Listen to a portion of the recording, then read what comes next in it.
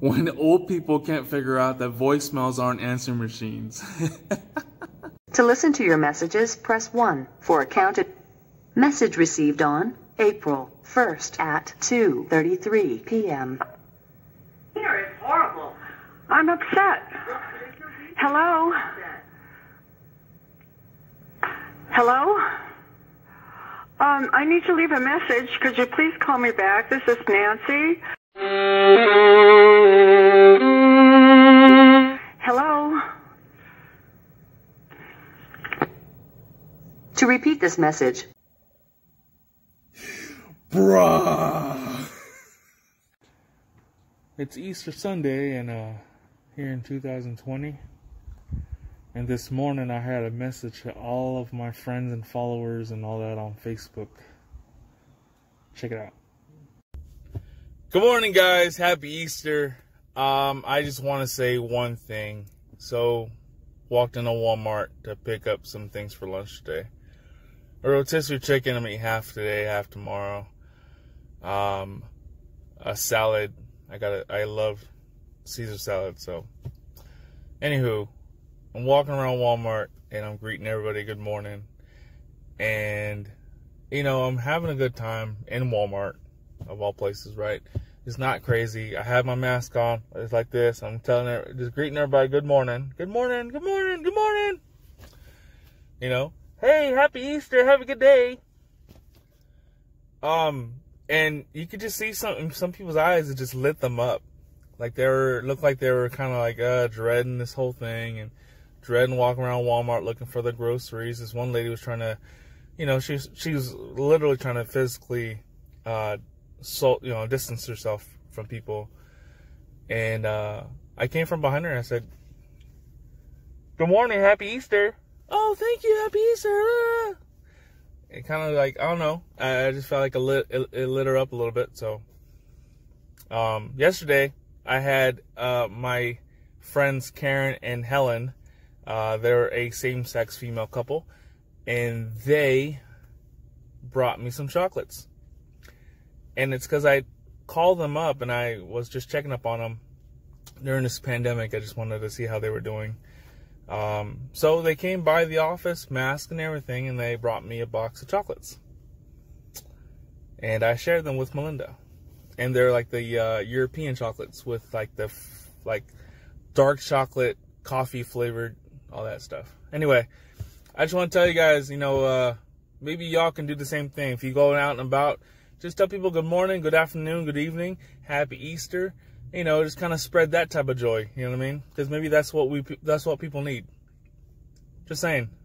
See y'all later. I'm about to head to work. Well, about to get off. I don't have much reception in Rancho Mirage, so I'm here in Palm Desert still.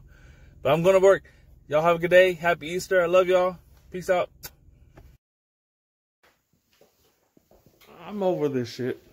I'm over this masking up bullshit. It's just, to me, seems a little overboard. Gotta put a mask on.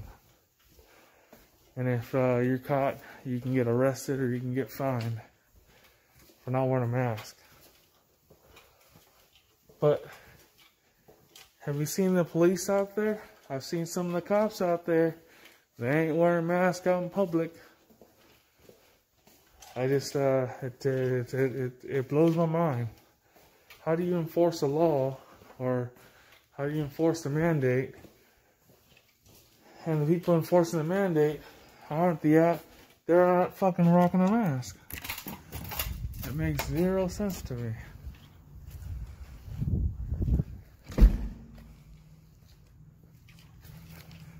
It's not gonna fucking rock a mask to do my fucking job. It's just stupid. And then furthermore, you know, it's like when you put the mask on and you can't, I can't leave my office without the mask being on. There's nobody around me at all. I'm by myself. I still gotta rock a mask? That's fucking ridiculous. Rocking a mask to do the basic movements of life It's just like, it's like my diabetes. It just gets in the way of doing shit. Gets in the way. It's not very functional.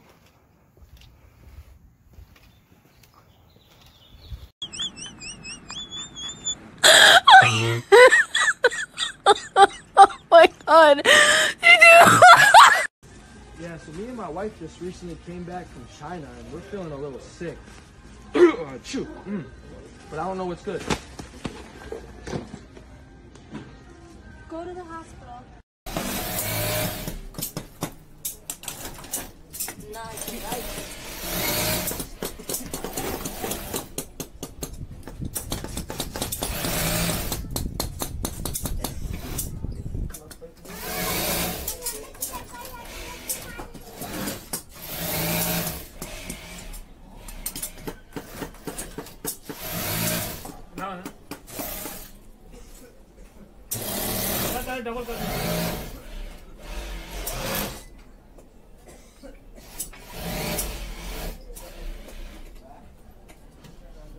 एक मात्र ताकत में दोस्तों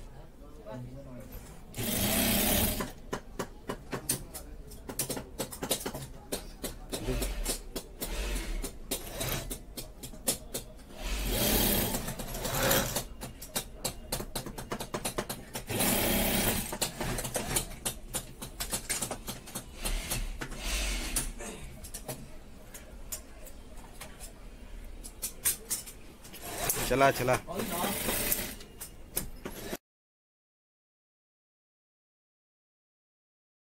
Ready? 3, 2, 1. There we go. Oh no. Breathe. Breathe through your mouth. Clock. There's your clock. I know, sweetheart. I wish there was a better way we could test it.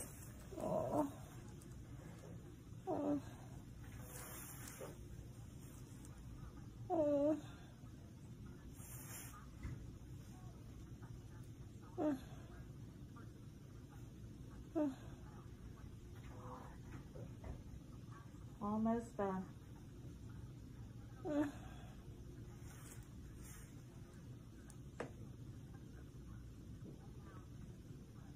Alright, ready? Yeah. 3, 2, 1. Oh! And we're done. I think taking it out's worse. Son of a gun! I think pulling it out is worse. You okay? Yes, Okay. I will be okay. I'll survive. Okay. You want a paper towel? Yes, please. Okay. There you go. Thank you. I think you took half of my brain there with you. Nope. Thank you. I know. Hopefully we don't have to do this again. No.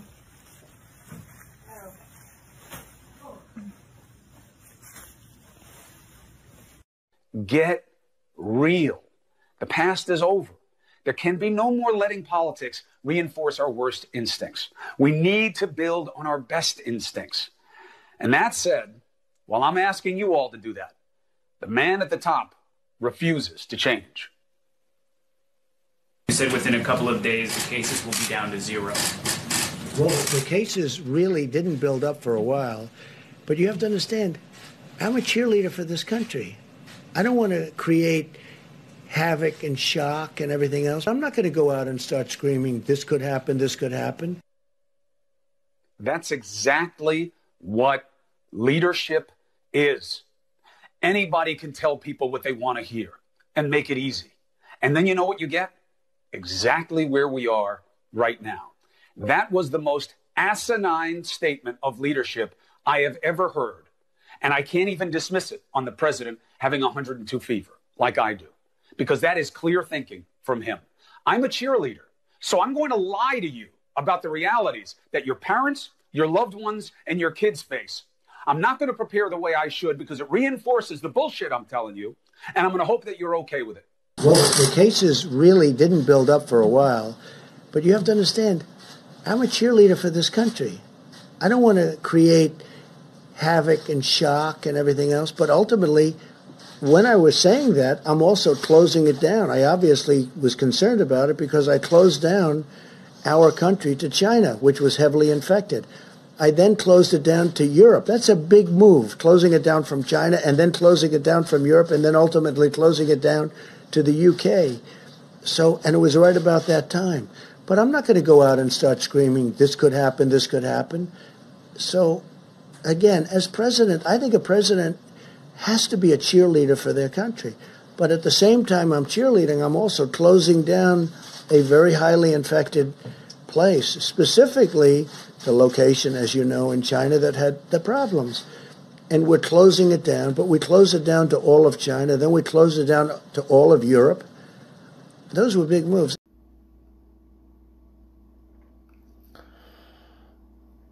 Hey, y'all. I just want to tell y'all something.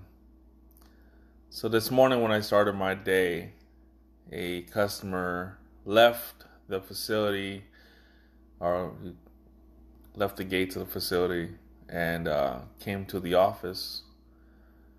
And he struggled to get in because obviously the doors are locked, right? Like, not obviously, but the doors are locked. I keep the doors locked because of the whole COVID-19, right? We limit the amount of traffic that comes into the office because of the fact that, we need to make sure that everybody's masked up. A lot of these people come into the office not masked, no mask, coughing, sneezing everywhere. So we keep the doors locked. And in Palm Springs, when I work at the Palm Springs office, the customers there, like they jerk at the door, like obviously the first jerk, if it doesn't open, obviously it's locked. But apparently that's not the obvious thing, right? Anyway, open the door for the guy, and he's looking for the property manager that quit he quit last month. He quit way before this whole COVID-19 thing. He quit after 5 years of working there because he couldn't take it anymore. All right. So he asked for that. And that particular manager's he's gay, right? And a lot of the clientele in Palm Springs are also gay. This gentleman was gay. And that has nothing to do with anything per se. Just let me explain, all right? Anyway, he's elderly, he's gay, and he asked for the old property manager. And then I said, well, he no longer works with us. Oh, where's this other person? Now, mind you, the old property manager, he's a white guy. The other person that he's asking for, the younger white guy. Do you see where this is going? I said, well, he's off today too. And, what makes you so privileged to work here? I'm like, what? What is that supposed to mean? I'm like, I'm a relief manager. I'm here, and I also work at the Ranch Mirage store. When the new property manager's off, me and this, I don't want to say names, but this other relief manager, she works here as well. And everybody knows who she is. And the reason why that is because she's been working there for the last 5 years. Palm Springs and Palm Desert is where she mostly works. And she also happens to be from Mexicali. She's Mexican. And he looks at me and says, well, I prefer not to deal with you brown people. I'm like, oh, okay. I didn't take offense to it. My complexion, I'm brown. He doesn't want to deal with me because of my skin color. Cool, whatever. I don't care. Then leave. Well, then he tells me, black people like you don't belong in Palm Springs. Again, I could have taken so much offense to that. I could have taken so much offense to what he said. I didn't. And why is it that I didn't? Because I took a step back and how can I take offense to that? I'm not even black. He was dead on. He hit the nail on the head when he said he doesn't want to deal with brown people. Yeah, I'm brown. But again, I'm not going to take offense to it. you're not going to offend me. It's my choice to not let you offend me. It just he's elderly. He had to be in his mid to late 60s, maybe even 70s. Like I said, he had the equal sign sticker on the back of his car with the rainbow around the. So I mean, I'm assuming he was gay. I just I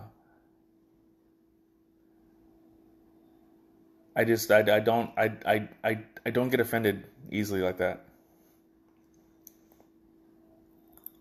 Anyway, I had to share it. I know it's going to be on here for a while. I had to share it. I don't like Palm Springs. I don't like the clientele at that office. Generally, I don't. Not saying to any particular person. Obviously, this particular person, I'm going to continue to show my face. If I had to work there, I'm going to continue to show my face. If he doesn't want to deal with me, he can go. He can go home. I got to do I have a job to do, and I'm going to do my job. I'm not going to let your ignorance offend me. It doesn't make any difference. And it doesn't make any sense for me to dwell on it. At the end of the day, I'm gonna work my 8 hours. I'm gonna pull in a paycheck, and I'm gonna feed me and my wife, and my dogs. I'm gonna sit back and smoke a cigar on my back patio. I'm gonna drink a tall can of Corona.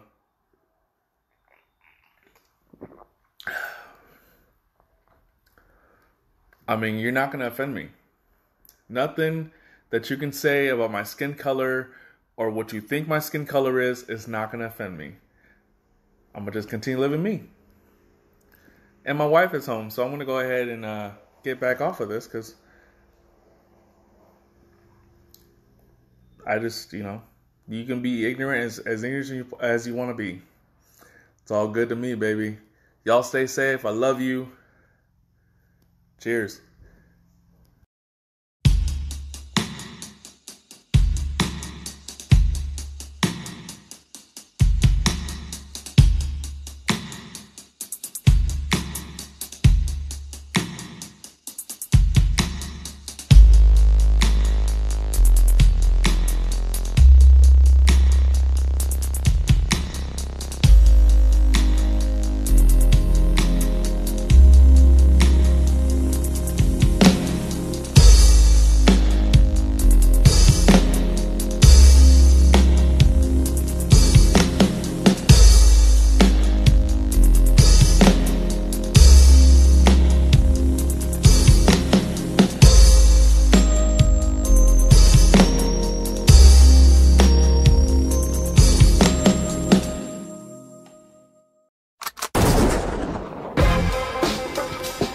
Yeah. Lou. Remix killer. All in. Look. Now as I sit on my throne, I'm back, bitch. Like honey, I'm home. This ain't rocket science. You can decipher the shit that they own. Look, excuse me, but I got a couple of screws loose. Hit it with that deuce. When I'm in your spot lurking like who's who. These rappers ain't talking about nothing like they're mumbling. Instead of teaching the youth how to overthrow the government. I seen it all before, so ain't shit you can tell me. Got bread, but I ain't buying whatever you trying to sell me. Yeah, I'm psycho, but I don't need a CAT scan. I'm the worst nightmare, a young intelligent black man. I'm in the trenches wondering who shoots first. What?